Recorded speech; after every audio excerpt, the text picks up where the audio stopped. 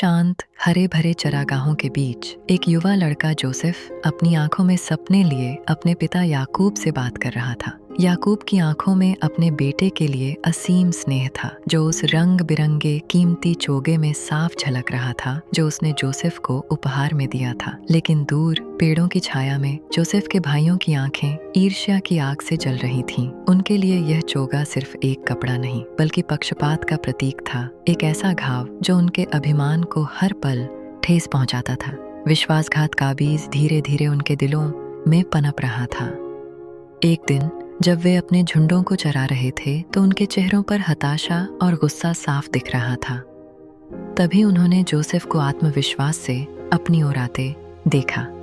उसके होठों पर एक और सपने की कहानी थी, एक ऐसा सपना जहां सूरज, चांद और 11 सितारे उसे नमन कर रहे थे। यह उनके लिए आखिरी तिनका था।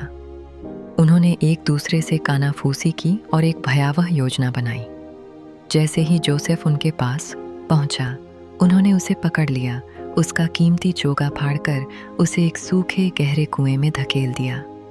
जोसेफ के चेहरे पर भ्रम और डर की लकीरें खिंच गईं, क्योंकि उसे समझ नहीं आ रहा था कि उसके अपने भाई उसके साथ ऐसा क्यों कर रहे हैं। जल्द ही उन्होंने दूर से मिद्यानी व्यापारियों का एक कारवां आते देखा।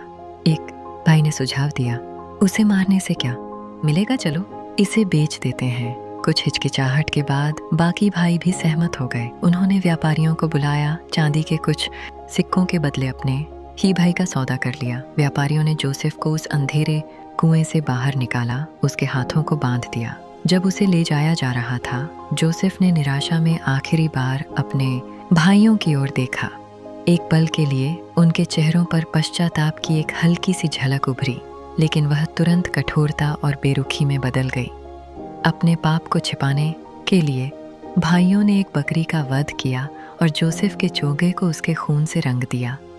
वे उस खून से सने चोगे को अपने पिता याकूब के पास ले गए।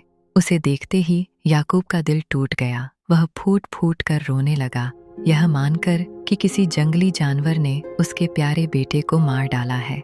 भाइयों के चेहरे पर झूठा दुख था, लेकिन उनकी आंखें उनके गहरे अपराध बोध को छिपा नहीं सकीं। उधर रेगिस्तान में व्यापारियों का कारवां जोसेफ को मिस्र की ओर ले जा रहा था। उसके आंसू अब सूख चुके थे और उनकी जगह उसके चेहरे पर दृढ़ता के पहले निशान उभर रहे थे।